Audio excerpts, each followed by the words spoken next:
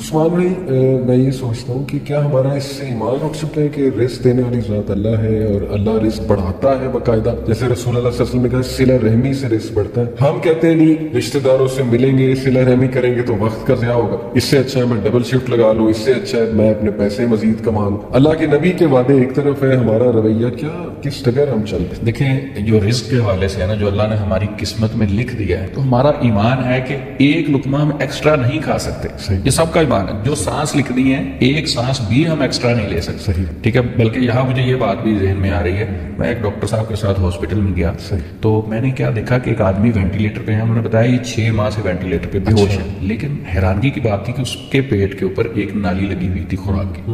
میں نے ڈاکٹر صاحب کو کہا کہ دیکھیں میں جو جس انداز سے دیکھ رہا ہوں نا، یہ بندہ 6 ماہ سے وینٹیلیٹر پہ ہے، اور ڈاکٹر صاحب کہہ رہے تھے کہ ہمارے نزدیک یہ ڈیڈ ہے، یہ فیملی کے کہنے پہ رکھا ہوا ہے. اچھا، جو اس کے پیٹ میں دنیا والے زبردستی وہ خوراک انجیکٹ کر رہے تھے، میرا بلیو یہ تھا کہ ابھی اس کا اس دنیا میں خوراک پڑی ہوئی، یہ وہ بول نہیں سکتا، مانگ نہیں سکتا، دنیا والے پھر بھی اس کے پیٹ میں انجیکٹ کر رہے ہیں. یعنی ایک بھی لقمہ جو ہماری قسمت میں لکھ دیا گیا ہے وہ تو ہم نے کھا کے جانا ہے. اب وینٹیلیٹر پہ کوئی شخص ہے تو اس کے پیٹ میں دنیا والے انجیکٹ کرتے ہیں، بھائی اپنی خوراک کھا کے جاؤ، ابھی رہتی ہے. تو جو ہماری قسمت میں ایک لقمہ لکھ دیا گیا جب ہم نے کھا کے جانا ہے وہ ہمیں مل کے رہے گا، پھر کیوں ہم اس کے لیے لڑیں، کیوں مادہ پرست ہوتے ہیں؟ نہ ہم ایکسٹرا سانس لے سکتے ہیں، نہ ہم ایکسٹرا کھا سکتے ہیں، جو قسمت میں ہے وہی لے سکتے ہیں. تو پھر ہم ان ساری چیزوں کے لیے بھائی بھائی کو قتل کیسے کر دیتا ہے؟ یہ تو ایک شیطان کا حملہ ہے، اور نفس کا حملہ بھی ہو سکتا ہے. ضروری نہیں ہر کام صرف شیطان کی وجہ سے ہوتا ہے، انسان کا اپنا نفس بھی کئی بار شیطان بن جاتا ہے اللہ سے دوری کی وجہ سے. نبی صلی اللہ علیہ وسلم بیٹھے ہوئے تھے، تشریف فرما تھے، تو ایک مہمان آیا، اس نے کہا مجھے بھوک لگی، آ کے عرض کی. تو آپ صلی اللہ علیہ وسلم نے سب سے پہلے اپنے گھر میں پیغام بھیجا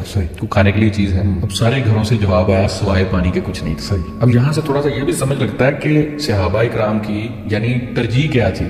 وہ تو آخرت تھی، گھروں میں کچھ بھی نہیں ہے کھانے کے لیے. ہمارے گھر میں مہمان آ جائے، وہ ایک ساتھ رہیں تو اتنی گندم بھی پڑی ہوتی ہے، باقی چیزیں بھی پڑی ہوتی ہے، تو کہتے پانی کے علاوہ کچھ نہیں ہے. اب نبی پاک صلی اللہ علیہ وسلم نے صحابہ سے پوچھا کوئی ہے جو اس کی مہمان بازی کرے؟ تو ابو طلحہ انصاری رضی اللہ تعالیٰ عنہ نے کہا کہ میں مہمان بازی کروں. اب یہ واقعہ ذرا اگر ہم اس کو ڈیپتھ سے دیکھیں تو بڑی چیزیں سمجھ لگتی ہیں علی بھائی. اب مہمان کو لیا گھر پہ چلے گئے، وائف سے پوچھا کھانے کے لیے کوئی چیز ہے، بخاری شریف کی حدیث ہے. وائف سے پوچھا کھانے کے لیے کوئی چیز ہے، تو وائف نے کہا صرف اتنا کھانا ہے جو بچے کھا لیں، کھانا تو ہے ہی نہیں ایکسٹرا. تو ہم مہمان لے آئے، ہمارے نارمل ہو وہ کہیں گھر کے لیے کھانے کا تو کچھ ہے نہیں، تم ساتھ مہمان بھی لے آئے. لیکن وہ صابرہ خواتین، تو وہ خاتون کہتی بچوں کے علاوہ کچھ نہیں، یعنی ان کے کھانے کے لیے کچھ پڑا ہے. تو انہوں نے کہا اچھا ایسے کرو، دیا جلاؤ، کھانا بناؤ، اور اس کے بعد جب کھانا رکھ دو گے مہمانوں کے سامنے تو بہانے سے اٹھنا، وہ دیا بجھا دینا اور مہمانوں کو ہم کھانا کھلائیں. تو اس میں یہ بھی ہم کہہ سکتے ہیں کہ یعنی وہ ساتھ بھی بیٹھے رہے. دیا بجھانے کا مقصد تھا کہ مہمان فیل کریں گے ہمارے ساتھ کھانا کھا رہے ہیں، تو مقصد ان کا یہ تھا کہ مہمان ہمارے پیٹ بھر کے کھانا کھائیں، انہیں لگے کہ یہ بھی ساتھ شریک، یہ بھی ساتھ شریک ہے. یعنی وہ منہ ہلاتے رہے، یا اس طرح کا ماحول انہوں نے بنائی رکھا کہ ہم بھی آپ کے ساتھ کھا رہے ہیں تاکہ مہمان سیر ہو کے کھانا کھائیں.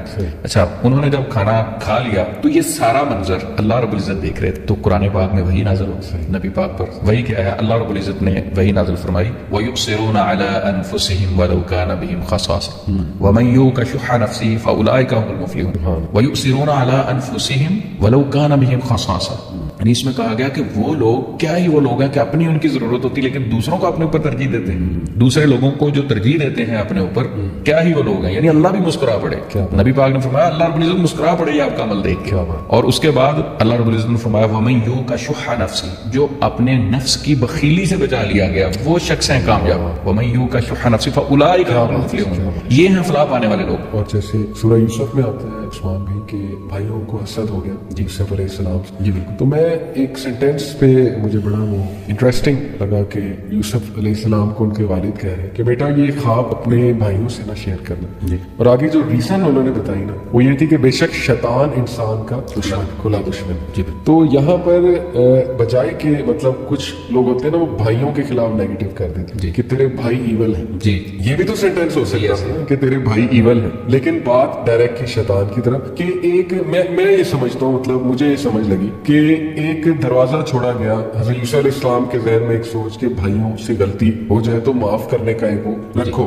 لیکن جب ماں باپ ہی آپس میں بھائیوں کے مطلب ایک وہ حسد کریٹ کرے نا، کچھ انفارچونیٹلی ہمارے معاشرے میں نا ایسا دیکھنے کو ملتا ہے عثمان بھی کہ ماں باپ سے بھی کبھی غلطی ہوتی ہے کہ وہ نا کمپٹیشن کریٹ کرتے ہیں، ایک کو زیادہ دیتے ہیں، ایک کو بالکل ہی جو لفٹ نہیں کراتے، تو پھر اس کے ذہن میں خدشات پیدا ہوتے ہیں اولاد کے. تو میرے خیال یہاں پیرنٹنگ بھی درست ہونے والی ہے، ماں باپ کو بھی سوچنا سوچنا چاہیے، عقل مندانہ فیصلے کرنے چاہیے، رویہ بچوں سے اچھا رکھنا چاہیے. بلکہ یہی میں مزے کی بات DSP صاحب جن کے پاس میں بیٹھا تھا کہتے ہیں میرے والد صاحب ہم سارے بھائیوں کو صاحب کہہ کے بلاتے کہ بیٹا میرا یہ بیٹا میرا صاحب ہے، یہ بھی بیٹا میرا صاحب ہے. کہتے ہیں وہ بچپن سے والد کے ساتھ اتنی دوستی اور محبت، کیونکہ انہوں نے ہمیں عزت دی. تو بچے کو جب آپ عزت دیتے ہیں تو ماشاءاللہ بچہ ایک تو اچھا فیل کرتا ہے، دوسرا وہ بھی آپ کی عزت کرتا ہے. تو میرا خیال ایک تو پیرنٹنگ بھی ہماری جو ہے نا وہ عثمان بھائی میں چاہتا ہوں آپ بھی کچھ نصیحت بھی کریں، کچھ بتائیں کہ رسول اللہ صلی اللہ علیہ وسلم اور انبیاء کے آپ دیکھیں کہ ان کا رویہ کیا تھا بچوں کے ساتھ، اور کتنا وہ پیار سے ڈیل کرتے تھے اور جوڑ کر رکھتے تھے، فیملی کو جوڑ کر رکھتے تھے. اس پہ میں چاہتا ہوں یہ علی بھائی بڑا معاشرے کا بہت بڑا مسئلہ ہے. یعنی والدین کہتے ہیں کہ ہمارے حقوق اسلام میں بیان ہوئے، نو شک بالکل اسلام نے بتایا کہ اف بھی نہیں کہہ سکتے آپ اپنے والدین، ٹھیک ہے، لیکن وہ والدین کو چاہیے کہ اولاد کے حقوق بھی بڑھیں. اب نبی صلی اللہ علیہ وسلم کے پاس ایک خاتون آئی، اس نے آ کے کہا کہ میں اپنے اس بچے کو غلام دے رہی ہوں، ایک بیٹے کو. تو آپ اللہ کے نبی صلی اللہ علیہ وسلم گواہ بن جائیں اس بات. آپ صلی اللہ علیہ وسلم نے فرمایا اور بچے بھی ہیں؟ کہنے لگی ہیں. آپ نے فرمایا ساری اولاد کو دے رہے ہیں یہ برابر؟ جب کہا ساری اولاد کو آپ برابر دے رہے ہیں، کہتے نہیں صرف اس کو ہی دے رہے ہیں. میرے ہسبینڈ ذرا مان گئے تھے تو میں نے کہا ذرا گواہ نبی پاک کو بنا لوں کہ بات ذرا پکی ہو جائے. آپ نے فرمایا اس نا انصافی کے معاہدے پہ نبی گواہ نہیں بن سکتا.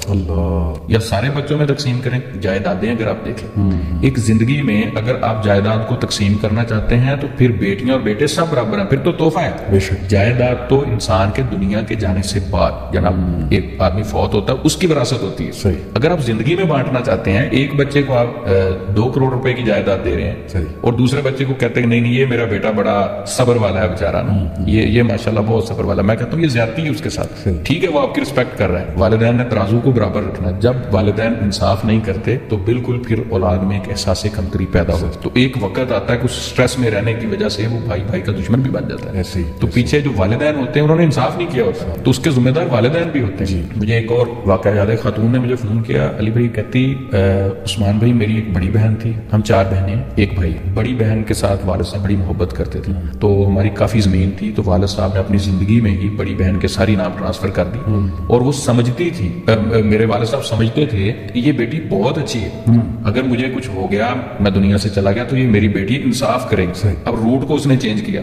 اب ہوا کیا کہ وہ جو سسٹر مجھے رابطہ کر کے پوچھ رہی تھی وہ کہتی وہ بڑی بہن قابضی ہوگی، والد صاحب کی ڈیتھ ہوگی تو ساری زمین اس کے نام پہ تو وہ قابض ہوگی. کہتی کس چیز کا آپ کو دیں، آپ نے تو پہلے لے لیا تھا، بس آپ کی تعلیم پہ خرچ کر دیا تھا. ایک بہن کو کہتی آپ کی شادی پہ خرچ کر دیا. تو کیا ہے والدین کو چاہیے وہ روٹ اختیار کریں جو اسلام نے ہمیں دیا. بہت جب ہم اسلام کو چھوڑ کے اپنی عقل لگانے کی کوشش کرتے ہیں، اصل علم تو اللہ کے پاس ہے. اللہ نے جو ایک روٹ دے دیا اس کو جب ہم چھوڑ کے ادھر ادھر کی عقل والی باتیں ڈالنے کی کوشش کرتے ہیں تو پھر اکثر مسائل پیدا ہونا شروع ہو جاتے ہیں. تو یہ ضروری نہیں کہ کئی بار والدین جو ہیں ان کی طرف سے اولاد کی طرف سے بھی ایسے. یہی میں اسپیکٹ ڈسکس کرنے لگا تھا. اکثر ایسا ہوتا ہے عثمان بھی کہ اولاد چلے ماں باپ سے کوئی غلطی ہو گئی مان لو ہو گئی، اس کا یہ مطلب نہیں کہ آپ اب بدتمیزی شروع کر دو یا غصہ یا نفرت کرنا شروع کر دو. کئی لوگ ایسے ہیں کہ وہ نہ کہتے ہیں کہ نہیں کیوں کیا انہوں نے، ان کے فیصلے صحیح نہیں تھے، وہ پھر ماں باپ سے نفرت کرنے لگ جاتے ہیں، بلیم کرنے لگ جاتے ہیں. یہاں تک دیکھنے کو ملا کہ یعنی ماں باپ سے علیحدہ بھی ہو گئے لوگ کہ نہیں جی ان کی وجہ سے یہ ہوا ہے. ان کے ایون فوت ہونے کے بعد بھی ماں باپ کو بلیم کرنا. آئی تھنک اولاد کو بھی چاہیے کہ وہ اتنا پریشر نہ ڈالے ماں باپ پہ. اکثر نہ میں نے دیکھا سوال ماں باپ بے بسی میں بھی اس طرح مجبور ہو جاتے ہیں کہ ارے اولاد نے ناک میں دم کیا ہوا ہے اور گریڈ اتنی نظر آ رہی، لالچ اتنی. تو یہاں پر میں کہوں گا کہ اگر اولاد کی تربیت اسلامی اس پر کی ہوتی اسلام کے مطابق تو شاید یہ مسائل نہ پیدا ہوتے. تو یہ اگین پیرنٹس کو سوچنا چاہیے.